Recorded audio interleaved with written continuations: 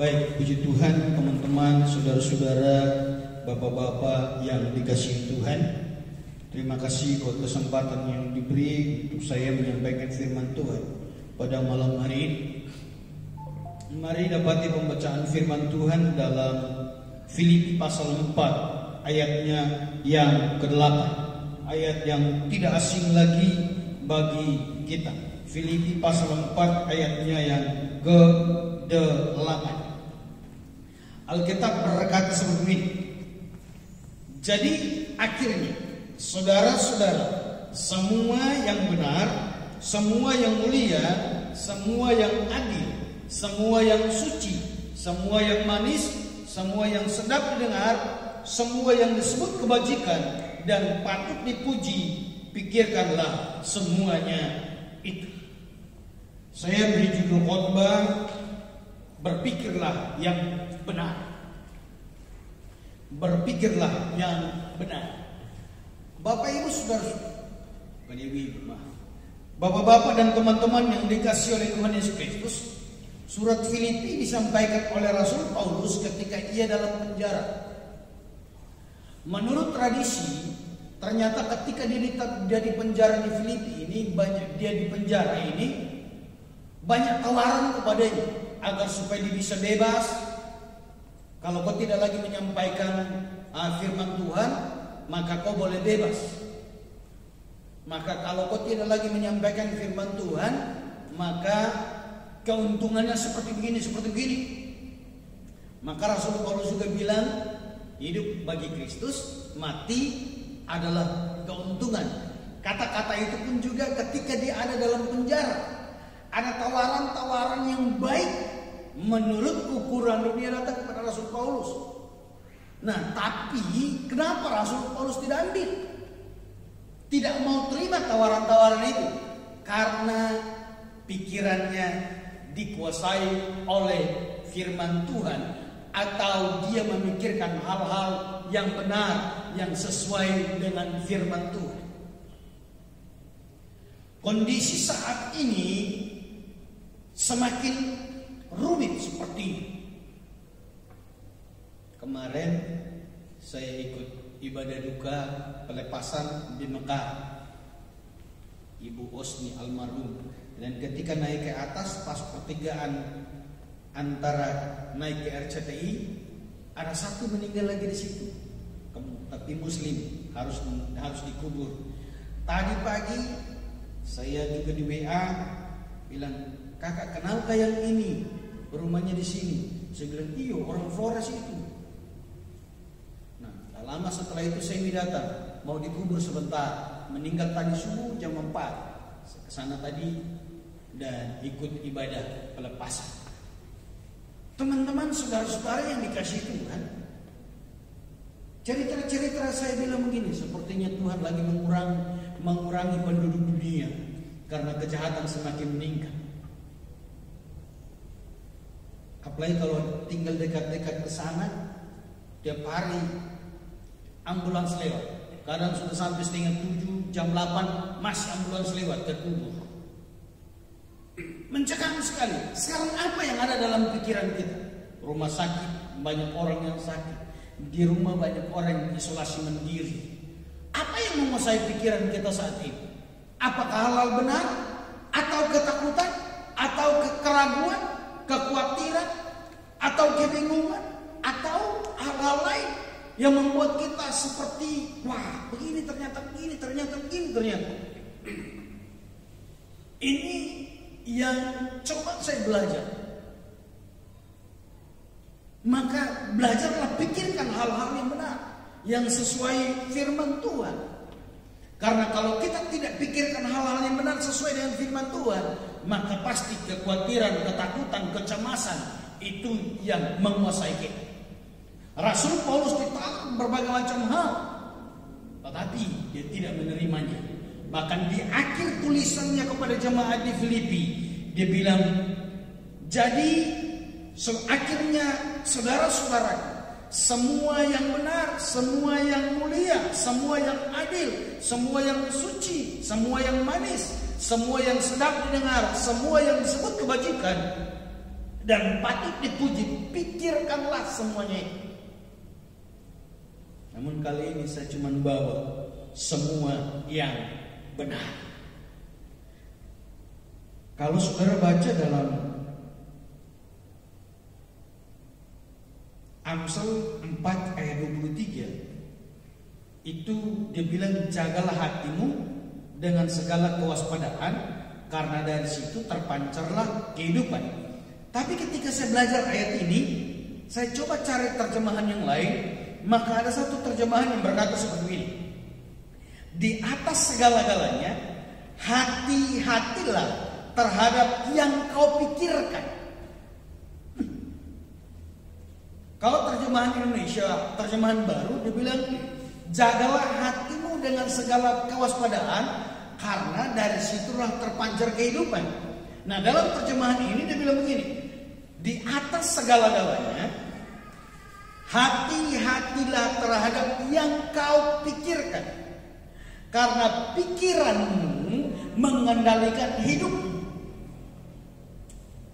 Jika Anda dan saya memikirkan hal yang benar, maka yang benar itulah yang mengendalikan hidup kita. Amin. Tetapi apabila kita pikirkan hal yang jahat, yang menguasai pikiran kita hal yang jahat, maka yang jahat itu juga menguasai atau mengendalikan hidup kita. Roma 12 ayatnya yang kedua, coba kita lihat.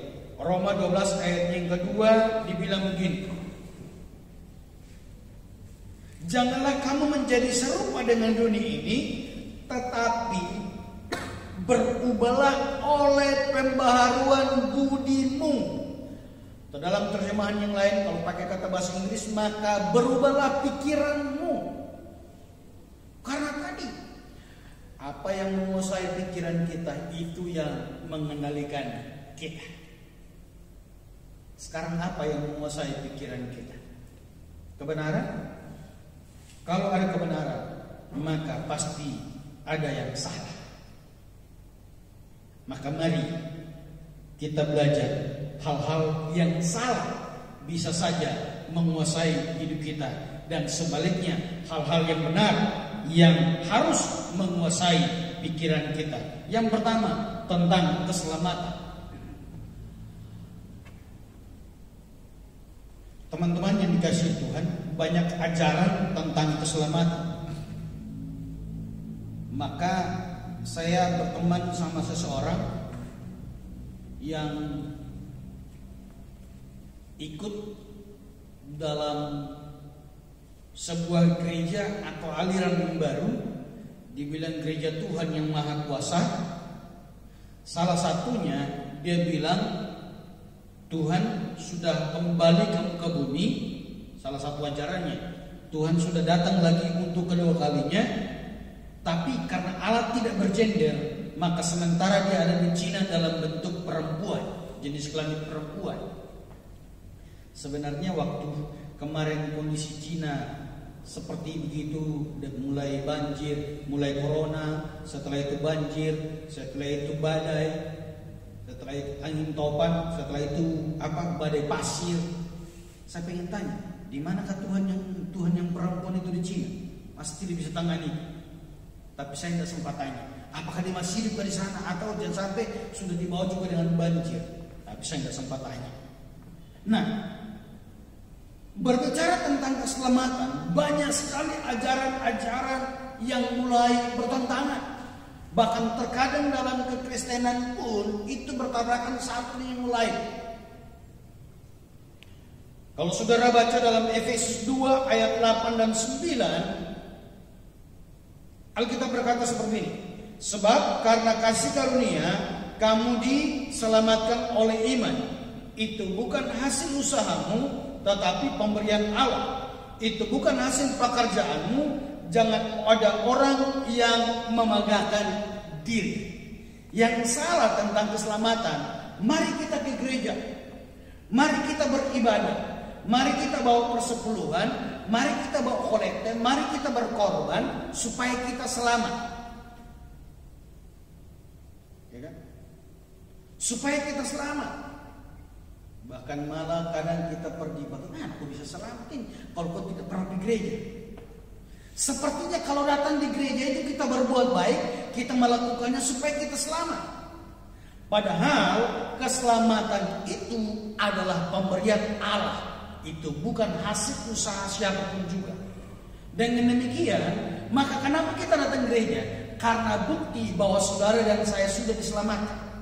Ini yang benar. Bukan kita datang ke gereja supaya kita diselamatkan.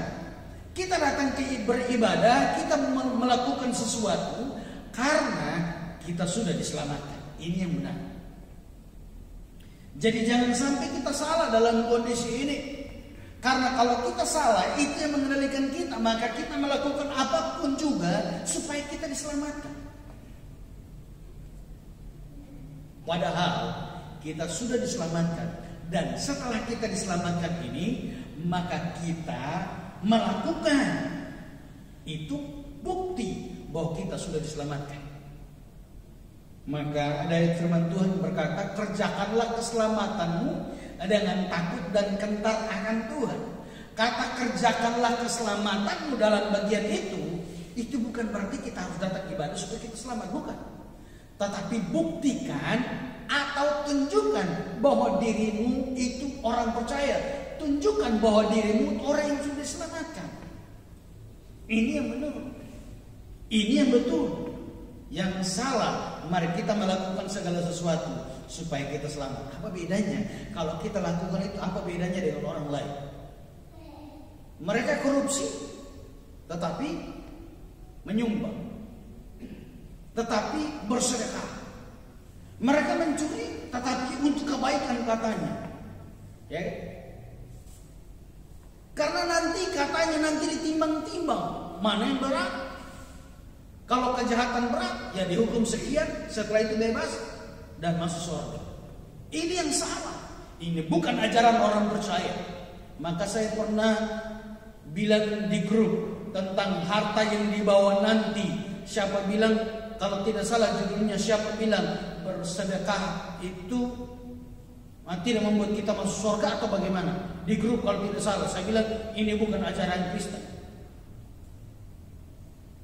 Karena kita berbuat baik itu karena kita sudah diselamatkan, bukan kita berbuat baik untuk diselamatkan.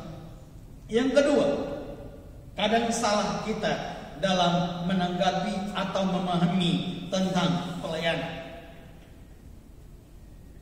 Kadang orang berpikir pelayanan itu apabila saya khotbah, pelayanan itu apabila saya pimpin pujian, pelayanan itu apabila saya main musik, jadi singer atau sesuatu yang lain.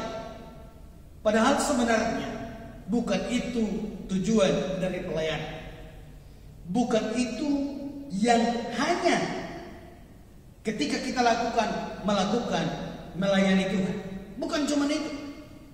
Pelayanan itu segala sesuatu yang kita kerjakan untuk Tuhan.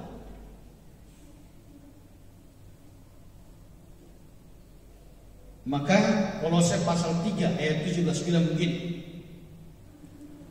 Dan segala sesuatu yang kamu kerjakan atau kamu lakukan dengan perkataan, perbuatan, lakukanlah semuanya itu dalam nama Tuhan Yesus, sambil mengucap syukur kepada Allah Bapa kita. Artinya begini, semua yang kau lakukan seperti untuk Tuhan, maka itu pelayanan. Orang terkadang khotbah tapi bisa jadi dia bukan pelayanan. Orang pimpin pujian tapi bisa jadi dia bukan pelayanan. Orang main musik tapi bisa jadi dia bukan pelayanan.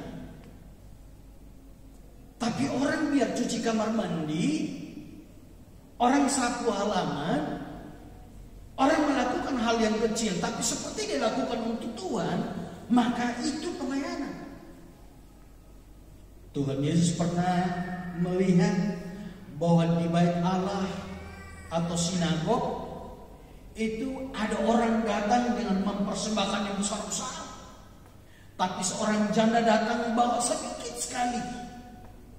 Tapi siapa yang dipuji?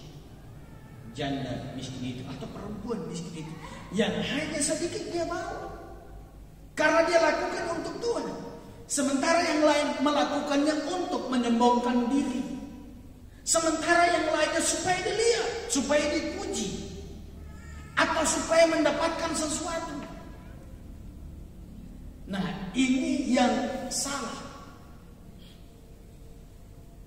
Pelayanan itu melakukan segala sesuatu, entah untuk anak-anak kita, entah untuk istri kita, entah untuk orang lain, entah untuk gereja. Lakukan seperti kita lakukan untuk Tuhan.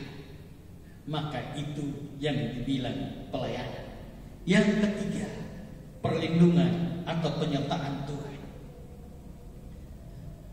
Kondisi saat ini banyak orang yang mulai salah memahami tentang perlindungan dan penyertaan Tuhan. Akhirnya ketakutan mulai muncul.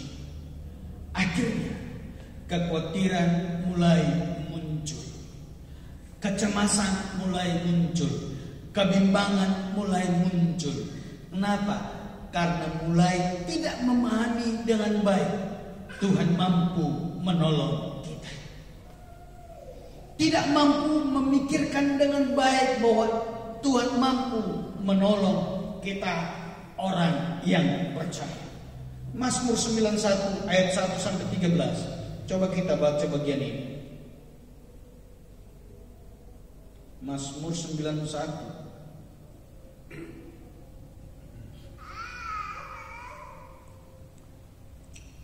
Orang yang duduk dalam lindungan yang maha tinggi dan bermalam dalam naungan yang maha kuasa akan berkata kepada Tuhan, tempat perlindunganku dan kubu pertahananku, Allahku yang kupercaya.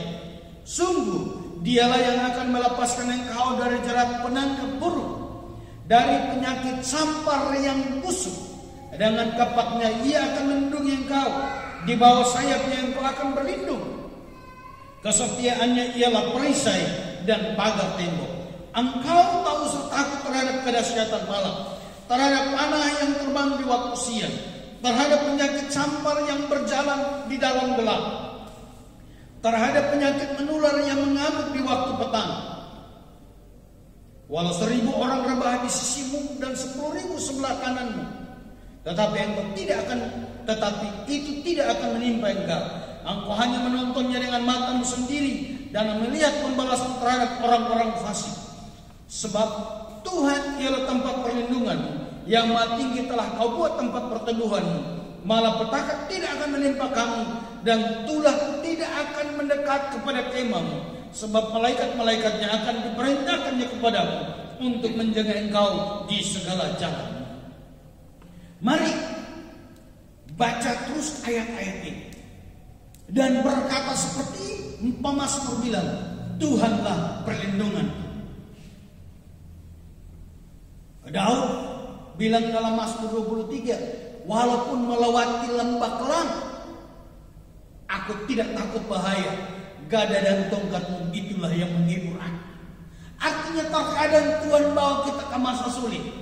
Ketika kita, walaupun dalam Mazmur 91 itu kita hanya lihat sisi kiri kanan kita, tapi terkadang ketika kita ada dalam perlindungan Tuhan, Tuhan bawa kita melalui jalan-jalan yang sempit, yang sulit. Tapi percaya bahwa Tuhan tetap melindungi saudara dan saya. Saya berharap walaupun jemaat GPD Mandona ada yang mengalami penyakit sampar yang menular, yang menakutkan saat-saat ini, tapi percaya Tuhan melewatkan mereka dan mereka bersaksi bahwa sepertinya sesak sekali. Beberapa hari kemarin saya bertemu seseorang, dia bilang sesak sekali, tapi puji Tuhan, Tuhan masih tolong saya sampai hari ini saya sehat. Dia kembali gendong anaknya, dia kembali menyusui anaknya. Puji Tuhan, karena Tuhan menolong mereka. Dan percaya bahwa Bapak Ibu saudara-saudara yang hadir pada kesempatan malam hari ini pun juga, teman-teman yang hadir, kita pasti ditolong oleh Tuhan. Apabila Tuhan melindungi kita, maka mari pikirkan yang benar, jangan pikirkan hal-hal yang salah. Ketika kita pikirkan hal-hal yang benar, maka yang benar itu yang mengendalikan hidup kita, sehingga kita mampu menjalaninya dengan sukacita. Anak, saat kita melihat jalan, saat kita mengerti rencana,